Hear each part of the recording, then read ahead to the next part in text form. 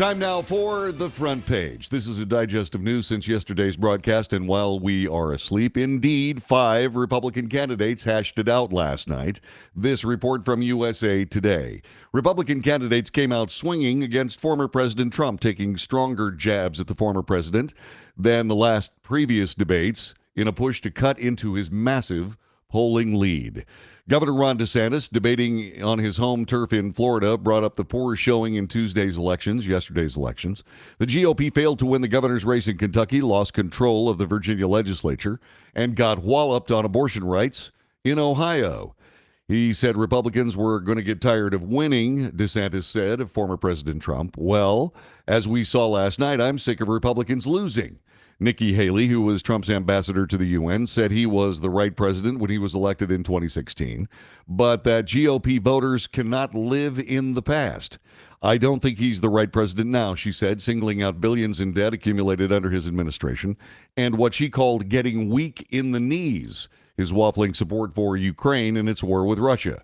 All 5 Republicans gave full-throated defenses of Israel and its war against Hamas in the aftermath of the October 7th attack, while condemning rising anti-Semitism on college campuses and blaming college presidents for allowing it to fester. Quote, I'd be telling Bibi, finish the job once and for all with all these butchers of Hamas, said Ron DeSantis. I'm sick of hearing other people blame Israel for just defending itself. We will stand with Israel in word and deed, in public and in private. A very serious ovation followed that statement. Senator Tim Scott, the Republican from South Carolina, said the U.S. should consider striking Iran in response to Iranian-backed militias deemed responsible for more than 40 drone and rocket attacks on U.S. forces in Syria and Iraq. Quote, if you want to make a difference, you can't just continue to have strikes in Syria on warehouses, Scott said. You actually have to cut off the head of the snake. The head of the snake is Iran. Ramaswamy, despite suggesting in past comments that the U.S. should cut off aid to Israel, said that, quote, Israel has the right and responsibility to defend itself. He said he would tell Israeli Prime Minister Benjamin Netanyahu he should smoke those terrorists on his southern border. And as president, Ramaswamy said he'd smoke our terrorists on our southern border. When it comes to anti-Semitism on college campuses, Nikki Haley said that college presidents should treat it like they would the Ku Klux Klan. If the KKK were doing this, every college president would be up in arms. This is no different, said Haley. Ramaswamy called out the Republican National Committee chairwoman, Ronna McDaniel, blaming her for the 2023 off-year election losses and other past outcomes. Quote, I have to think that we have to have accountability in our party. For that matter, Ronna, if you want to come on stage tonight, if you want to look the GOP voters in the eye and tell them that you resign, I will yield my time to you, he said. Ramaswamy also complained about the NBC moderators, saying more conservative-leaning commentators should host a Republican debate. But the Ohio Republican saved his sharpest words for Nikki Haley, attacking her in internationalist worldview terms. Quote, that's the choice we face, said Ramaswamy. Do you want a leader from a different generation who's going to put this country first? Or do you want Dick Cheney in 3-inch heels? She responded immediately by saying that she wears 5-inch heels. She said she wears heels because not for a fashion statement, they're for ammunition. The two have been at each other's throats in previous debates. Things escalated when the question turned to if each supports calls to ban Chinese-owned social media app TikTok.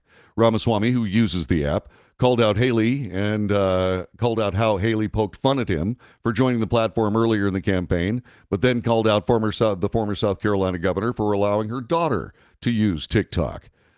Ramaswamy said, you might want to take care of your family first.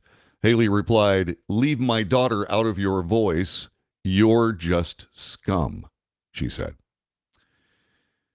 In other news, the feds have busted a brothel. Politicians, celebrities around the world may be involved. This from Fox News.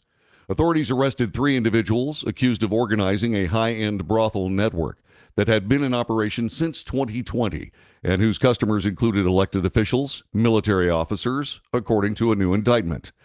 Federal prosecutors announced that Han Lee, 41 years of age, James Lee, 68, and Jun Myung Lee, 30 years of age, were arrested yesterday morning after allegedly operating an interstate prostitution network, including multiple brothels in Cambridge and Watertown, Massachusetts, as well as in Fairfax and Tysons, Virginia, just outside Washington, D.C.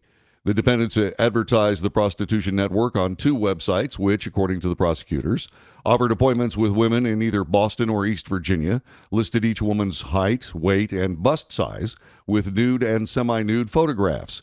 Prosecutors said the high-end brothel network serviced customers working in the following professions: politicians, pharmaceutical executives, doctors, military officers, government contractors that possess security clearances, professors, lawyers, business executives, tech company executives, scientists, accountants, retail employees, and students. None of the customers were named since an investigation into their actions is ongoing. U.S. jets have hit Hezbollah targets in Syria. USA Today reports the Biden administration working feverishly to keep the Israel-Hamas war from expanding. On Wednesday, struck a militia group's facility in eastern Syria as a counter to a growing number of attacks on U.S. bases in the Middle East over recent weeks, said the Pentagon. Defense Secretary Lloyd Austin said in a statement that 2 F-15 fighter jets conducted the operations against a weapons storage facility used by Iran's Islamic Revolutionary Guard Corps and its allies.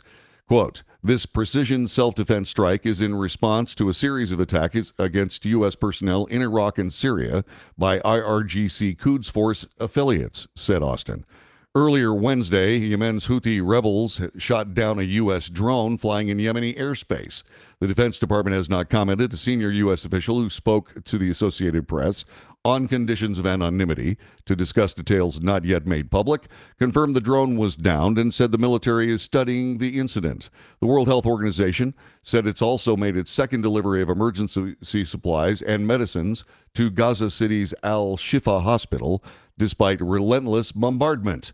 The agency described the medical conditions of the hospital, Gaza's largest, as disastrous. Israel says Hamas uses the facility as a shield for its command center.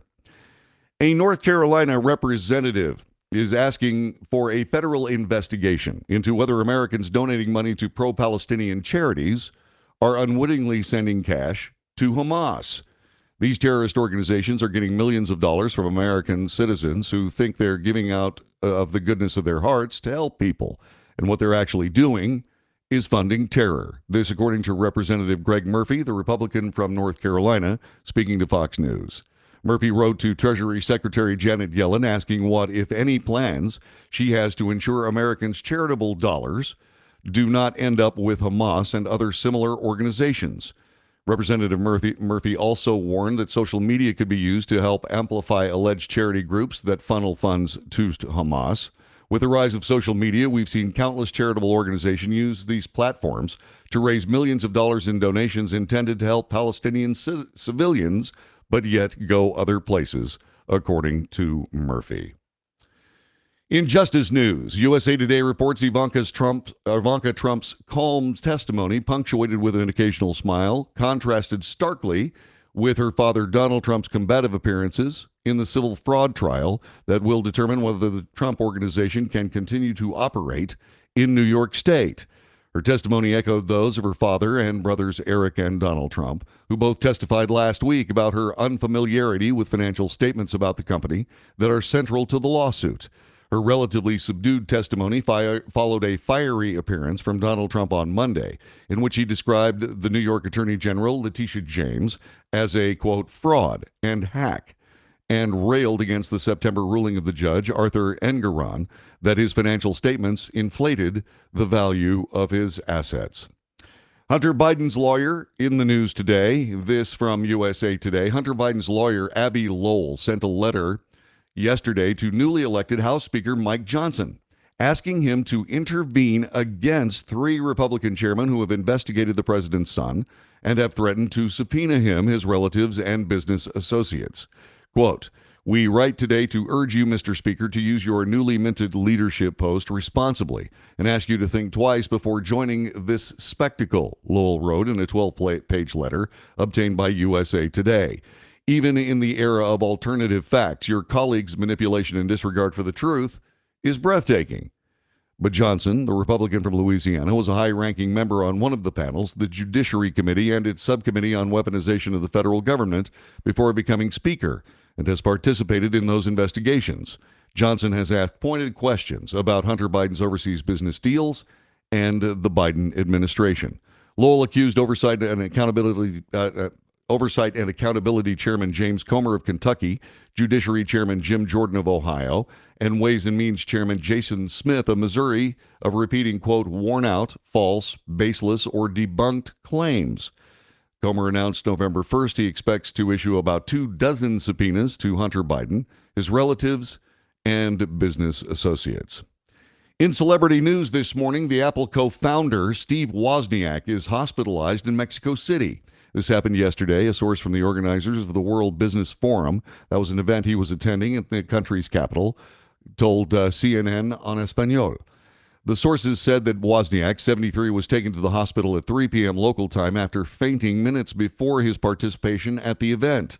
CNN is working to get more details on his current health status. Wozniak is the tech genius behind the early Apple computers who worked alongside Steve Jobs to launch and grow the company. Wozniak, or Woz as he's known in Silicon Valley, famously designed the Apple I and Apple II computers, which revolutionized personal computing and established Apple as a computing market leader. And finally this morning, Patrick Dempsey has been named People magazine's sexiest man alive. This being reported through the auspices of USA Today. People magazine announced the 2023 winner of its annual Sexiest Man Alive award, Patrick Dempsey. Dempsey had received significant public attention for his role as Dr. Derek McDreamy Shepard in the medical drama Grey's Anatomy opposite Ellen Pompeo. Before landing the role, Dempsey auditioned for the role of Dr. Chase on another medical show, House. He also appeared in 2 episodes of the later Grey's spinoff Private Practice, playing the same character of Dr. Shepard. The relationship his character had with Meredith Grey, played by Ellen Pompeo, on screen received a lot of praise and positive reactions. Dempsey, who maintains a sports car and vintage car collection, enjoys auto racing in his spare time. He's competed in Pro-Am events like the 24 Hours of Le Mans, Rolex 24 at Daytona Sports Car Race, the Ensenada Score Baja 1000 off-road race. Prior to 2013's 24 Hours of Le Mans, Patrick Dempsey said he'd walk away from acting if he'd do racing full time. And that is today's Front Page.